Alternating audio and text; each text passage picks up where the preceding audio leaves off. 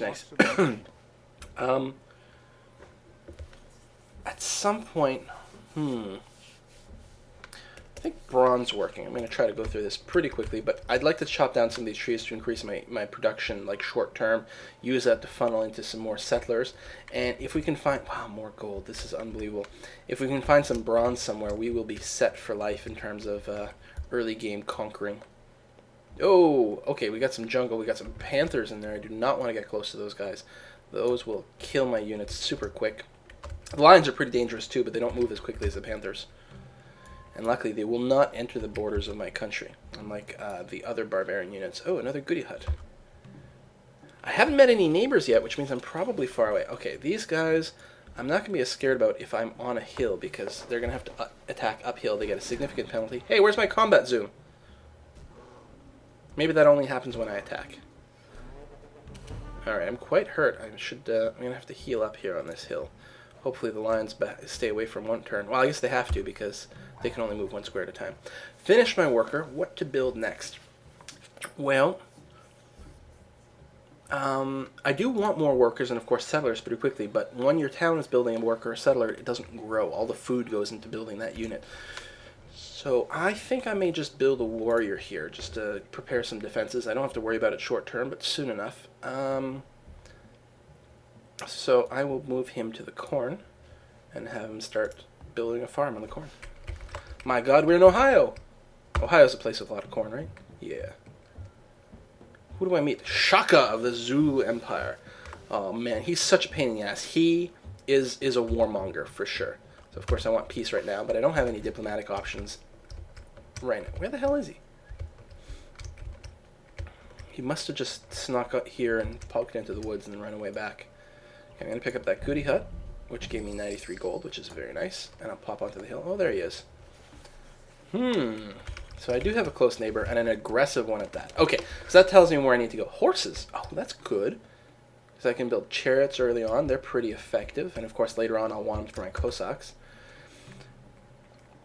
So I think I'm going to have to prepare for what is probably going to be some early wars. Hinduism has been founded somewhere. Okay.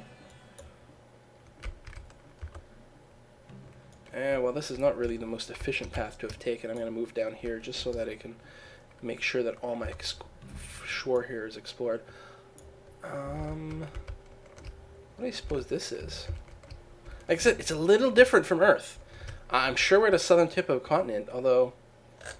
I don't know. Alright, finish the corn. I'm going to start building the gold, because that is just going to be, like, too fucking ridiculous to have gold. Absolutely mental. Alright. Oh, it's interesting. Look at this. This little spur of land is actually blocked off by mountains. There's no way to get here without a boat. So I think at some point I'm going to have to make sure to build a coastal city. Well, actually, my second city right here is going to be coastal. And build a galley and ferry out a settler on this hill, I think. Or on this little spur. Kind of reminds me of California, but, I mean, unless Mexico got split off here for some reason, I'm still going to assume that I'm in the southern tip of some continent somewhere. This could be Africa, because this maybe was just like the Persian Gulf in the Middle East up here. Let's see. Maybe I should have just played a totally random map. Alright, you mine that sucker. Mine it good, I tell you.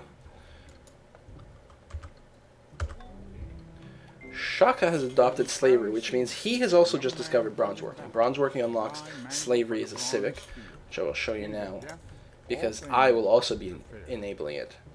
Slavery allows you to sacrifice some of your population, effectively whip them to overwork them, to complete buildings first. Now, changing your civics does put you into anarchy briefly, but at this stage of the game, it's really insignificant. And I'm going to go with the wheel, because at some point we'll want to hook up that gold, and hopefully we find some copper.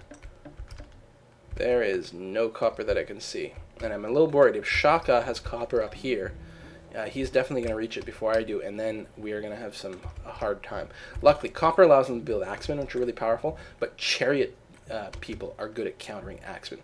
Chariots aren't as good as taking over cities, but they counter axes like mad. So all is not lost. Oh, and if you're playing this game and your interface is slightly different than mine, it's because I have something called the bug mod. B-U-G, it's for like better unaltered gameplay or something like that. It's a mod you can install into Civ 4 that changes zero of the gameplay but gives you more visual feedback and little buttons for shortcuts and things like that. Well, here's another good spot for a city. Fish, clams, we've got marble over here for world wonders.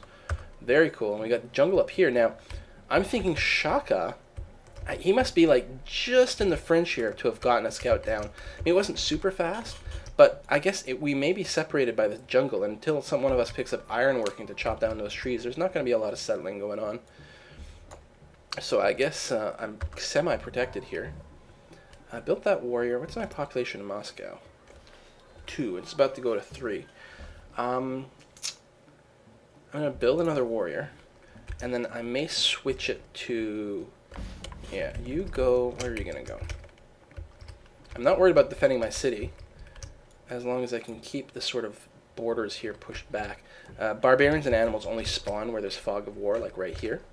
So if you can push back the fog of war, you can control the spawn on the barbarians. And I don't have to worry about anything coming at me from the south. Oh, I gotta check this little corner here. Let's see. Keep moving up this way. Let's see if we can't find Shaka. Yeah, you pasture those sheep. And make some mutton, some wool. Wow, there's lots of gold here.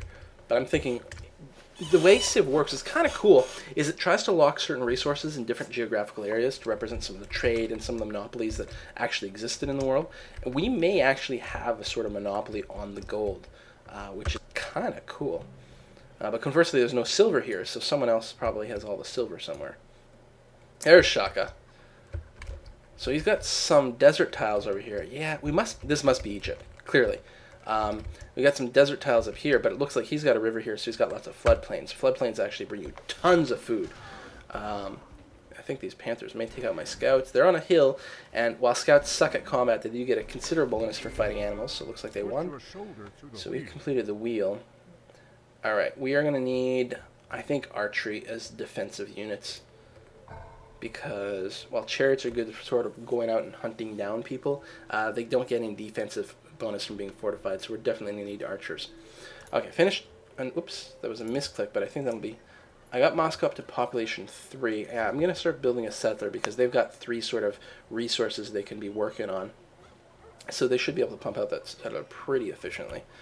And even though I'd like to settle this C spot that I marked, I believe I'm going to be pushing north as quickly as possible to sort of establish my territory and make sure that Shaka doesn't claim anything. You are going to heal. Units in Civ, they get experience every time they win a fight, and you can use that to upgrade them via specific promotions. Like I just gave him general combat upgrade, which is plus 10% to combat stats, but I could have given him a forest one, which gives him plus 20% when defending in the forest, which I do like a lot, but my scouts do cover a lot of different types of terrain. I suppose I should have given him that and then sent him off into the jungle, and he would have been nigh indestructible. Okay, so I got my road set up. I guess I should build a road in my pasture, just because I'm here, even though that's kind of a low priority job, but I want to be efficient about it. Yeah, you park yourself on this hill. We're going to stake out some territory. Oh shit, another set of panthers. He's not fully healed. He does have the combat upgrade. He's still on the hill. He's luckily somewhat healed. Okay, good. And you keep... Let's head over here. We're going to hook you up the gold. Or I should probably be improving another square, but this city may be stuck at size 3 for a little bit here. Let's see, what are we going to do? Pottery is good because you can build cottages, which increases your commerce, but I'm going to have so much gold that's not an issue. It does give me the granary, which is an important combo with slavery. Fishing and sailing I will need because I want to settle on the coast soon, but I don't know if any of this is a priority. A couple of religions have been founded, and Shaka doesn't have any of them, neither do I. And it is good to have a religion. I could rush towards monotheism, but there's a long way to go. Although, okay, I have marble up here. If I pick up masonry, and then I pick up a tech that unlocks some sort of marble-based wonder, like the Oracle, which is really strong. Interesting, interesting. And then I could combo that into a slingshot, because the Oracle, when you complete it, gives you free technology.